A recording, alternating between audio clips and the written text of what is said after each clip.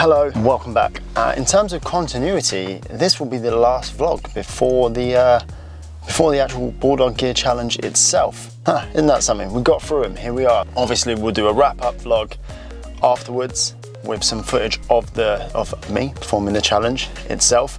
But yeah, it's Friday today, challenge day tomorrow. I'm gonna do that tomorrow evening with Tom Kemp of Farm Fitness. I'll share that with you guys. Full kind of coverage on the Bulldog Gear social channels of the challenge of the day. So please, you guys get involved. Obviously, if you're watching this retroactively, none of this will mean anything to you. Moving forward, this week, I've been pretty beat up this week actually. Training has been tough, recovery has been pretty much non-existent, and yeah, just generally feeling a little bit beat up. Not ideal going into quite a big, like super high volume workout like the challenge, but it'll be what it'll be. I'll get through it, it'll just hurt more than it should. That's the way these things work. So I'm using this week really, I've brought down the volume of my weight vest training because I know what's coming up tomorrow, and I want to start looking at my training moving forward after the challenge. So this week really has just been a kind of goal setting and almost a testing week just to find where I'm at on certain things. After this phase, what I want to do is get back into some more strongman style training. This is probably the first time that I felt really comfortable to do a lot of particularly heavy carries and things like that since I fractured my heel around Easter time. To be honest, doing this challenge and doing all of the weight vest running and that sort of thing has really given me the confidence, because it's made me realise, look, like if that injury was going to flare back up, it would definitely have done it running with a 20 kilo vest on.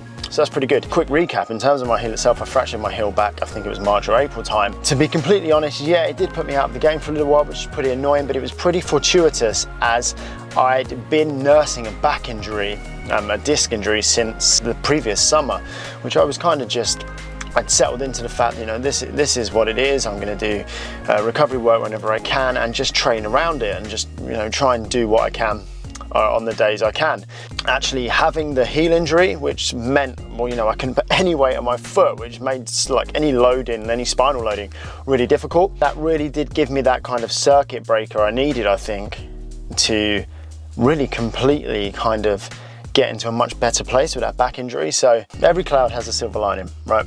So moving forward, back into some more strongman stuff. So what I'm gonna do is go into the gym today. I have a program I've written for myself, it's called EMOM Strong. It's based around the big strongman lifts, strongman main carries that you're gonna find in events, and some kind of high intensity, almost bodybuilding style accessory circuits just to finish each day. Today I'm just gonna go in and feel out their numbers, and I'll do that like throughout my first few sessions, just so I can establish a baseline for those compound lifts to work off. Today's session, I'm going to be doing a 5x5 log press into a 10-minute EMOM of farmers carries, where I'm going to try and add weight every single set, which gets super spicy when you're kind of doing those heavy carries but having to get the weights on between sets. That becomes a bit of a challenge in and of itself. And then into just a push-pull triplet, which should be pretty fun. I'm just projecting forward now.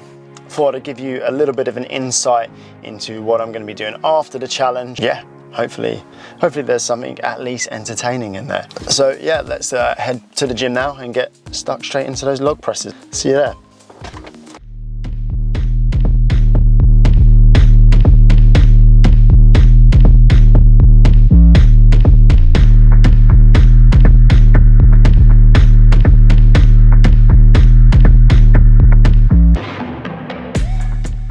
So the point of working these 5x5s are these 3 to 5 on this big compound lift, and the log will be my big focus for the day, because it's a big compound lift, but obviously it's an event.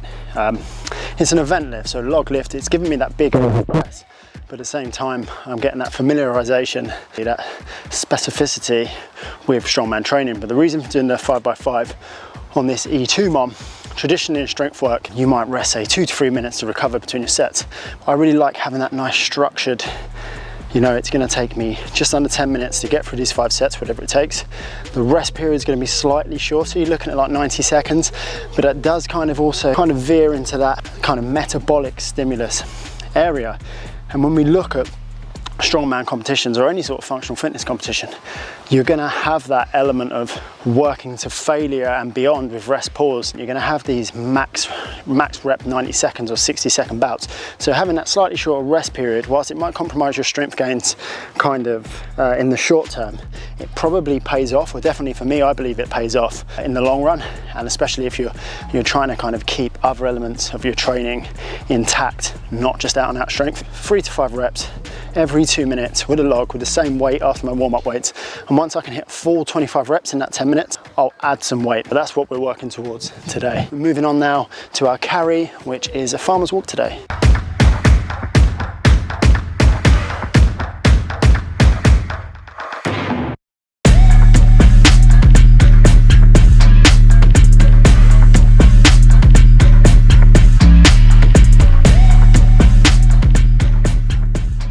Farmer's done, 10 minute, every minute on the minute, 20 meters or about 25 meters there and back. Send a weight every minute. By far the hardest part of that protocol is adding the weight each additional minute, even if it takes you 20 seconds to get there and back. Taking the collars off, etc, etc, getting those plates on is an absolute struggle. Towards the end, if I miss a few sets, so if I miss a minute loading as I'm working to heavy, I'm not really too fussed by that. I work to quite a comfortable 100 then, which I do for 2 sets at the end. What I do is I'll just make a note of that, and the next time I come to this workout next week, I'll just try and make my top set a little bit higher. So even if I only manage one at 105 kilos next week, or an extra run at the heavier weight, I know I'm progressing. Now I'm just going on to some accessory stuff, some incline dumbbell press, some pull-ups, some weighted dips, and I will work to failure and do some rest pause sets on that, as I'm really trying to push for some growth here. So up in the intensity and just pushing beyond failure a little bit.